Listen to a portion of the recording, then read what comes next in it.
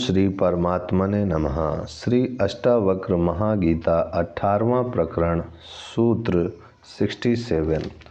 वही सन्यासी जय को प्राप्त होता है जो पूर्णानंद स्वरूप है तथा जिसकी समाधि अकृत्रिम अवच्छिन्न रूप से निरंतर विद्यमान रहती है।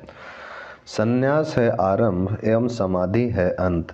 जिस प्रकार विधिवत शिक्षा प्राप्त करने हेतु विद्यार्थी किसी विद्यालय में प्रवेश लेता है तो उसे विद्यालय में अनुशासन, समय की पाबंदी, नियमित पठन, स्वच्छ आचरण आदि का पालन करना पड़ता है तथा उसे विशेष प्रकार की पोशाक पहनने को भी कहा जाता है। इसी प्रकार अध्यात्म में आत्मज्ञान प्राप्ति के मुमुक्षु व्यक्ति के विधिवत शिक्षण के लिए संन्यास आरंभ है एवं इसकी समाप्ति होती है समाधि में, जहाँ सन्यासी आत्मज्ञान को प्राप्त कर स्वयं पूर्णानंद स्वरूप हो जाता है। सन्यासी अवस्था में उसे विभिन्न प्रकार के नियम, संयम एवं अनुशासन से गुजरना पड़ता है, किंतु आत्मज्ञान के बाद इनकी आवश्यकता नहीं होती। बाहरी नियम, संयम आदि शरीर और मन को नियंत्रित करने के लिए आवश्यक हैं, किंतु ज्ञान प्राप्ति के बाद ये स्वतः नियंत्रित हो जाते हैं। इन्हें जबरदस्ती रोकना नहीं पड़ता। समाधि में वह निरंतर अपनी आत्मा में रमण करता है जो परमानंद स्वरूप है। यही सन्यासी की सहज अकृत्रिम समाधि है। कुछ हठ योगी सांस रोकने का अभ्यास कर लेते हैं, जिससे वे जमीन के भीतर या बाहर सांस रोककर कई दिनों तक रह सकते हैं, किंतु आत्मा से उनका संबंध न होने से यह कृत्रिम समाधि ही है।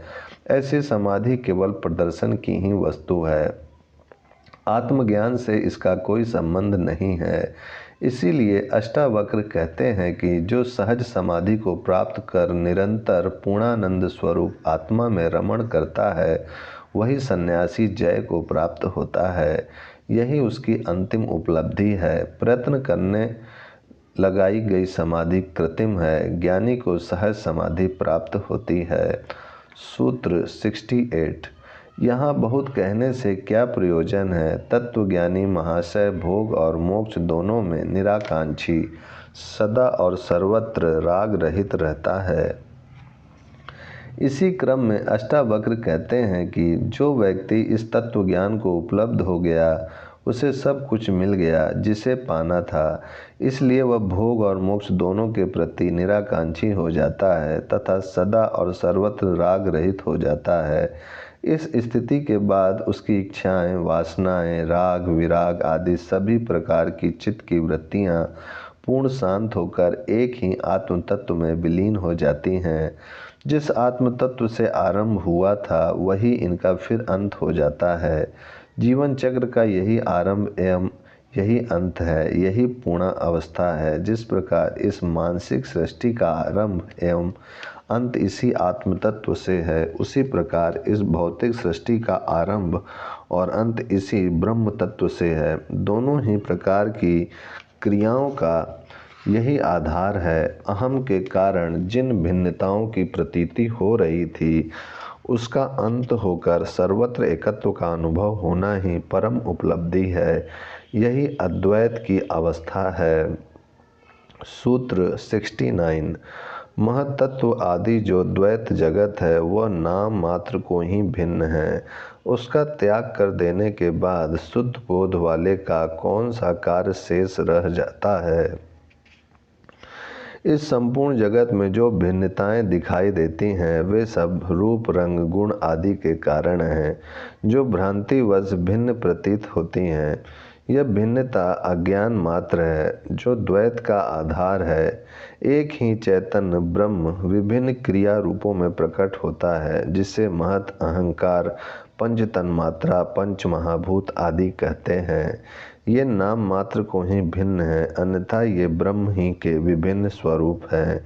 इनके भिन्न भिन्न नाम देने से ही भिन्नता की प्रतीति होती है, अन्यथा ये भिन्न नहीं है। बाहर से भिन्न दिखाई देने पर भी भीतर से संयुक्त हैं, अभिन्न हैं। इस भ्रांति अथवा अज्ञान के कारण ही विभिन्न प्रकार के कर्म करने पड़ते हैं एवं इसी अज्ञान को मिटाने के लिए विभिन्न प्रकार की साधनाएं योग, भक्ति, कर्म, ध्यान आदि करने पड़ते हैं। किंतु अष्टावक्र कहते हैं कि जिसे आत्मबोध हो गया, जिसने उस परम तत्व को जान लिया, उसका यह संपूर्ण द्वैत जगत छूट जाता है एवं ऐसा ज्ञानी उस अद्वैत आत्मा में ही स्थित हो जाता है। अहंकार एवं वासना के कारण संसार में जितने संबंध निर्मित किए थे, जितना परिग्रह, अधिकार, व्यक्तिगत दावे किए थे, वे सब मिथ्या सिद्ध हो जाते हैं। इसके बाद ज्ञानी का कोई कार्य शेष नहीं रह जाता। ज्ञानी न कुछ छोड़ता है न पाता है, केवल अज्ञान अथवा भ्रांति छूटती है और सत्य एवं ज्ञान को प्राप्त होता है। अज्ञानी भ्रम में ही जीता है एवं अज्ञान ही उसका संसार है। ज्ञानी और अज्ञानी में यही अंतर होता है। सूत्र 70। यह समस्त भ्रम रूप जगत प्रपंच कुछ नहीं है, ऐसा निश्चय पूर्वक जानकर अलक्ष्य आत्मा की स्फुरण वाला शुद्ध पुरुष स्वभाव से ही शांत होता है। आत्मज्ञान के बाद व्यक्ति स्वभाव से ही शांत हो जाता है। उसे शांति के लिए कोई प्रयत्न नहीं करना पड़ता। कोई जप तप, नियम, हठ योग, शीर्षासन, ध्यान कुछ भी करने की आवश्यकता नहीं रहती, क्योंकि ज्ञान की स्थिति में उसे यह समस्त जगत प्रपंच भ्रम रूप ज्ञात होने लगता है, जैसे यह कुछ भी नहीं है। संसार का यह सारा खेल इंद्रिय, अहंकार एवं वासना के कारण भिन्न प्रकार का दिखाई देता है। ज्ञानी की स्थिति में ही इसके सत्य स्वरूप का बोध होता है, अन्यथा नहीं। इसलिए अज्ञान की स्थिति में चित्त की शांति के लिए किए गए समस्त विधि विधान अशांति को और बढ़ाते ही हैं। चित्त में हजार प्रकार की विकृतियां हैं, जिनसे यह संसार वैसा ही दिखाई देता है। आँख पर जैसा चश्मा चढ़ा होगा, वैसा ही संसार दिखाई देगा। उसका वास्तविक स्वरूप अज्ञान के पर्दे के कारण कभी दिखाई नहीं दे सकता। इसीलिए इसे प्रपंच, माया, भ्रम, मिथ्या आदि कहा गया है। ज्ञान प्राप्ति पर इसका सत्य स्वरूप प्रकट होता है एवं सभी भ्रांतियां मिट जाती हैं। ऐसा पुरुष ही शांत चित्त वाला होता है। यह शांति उसकी स्वाभाविक होती है। ओम शांति शांति शांति।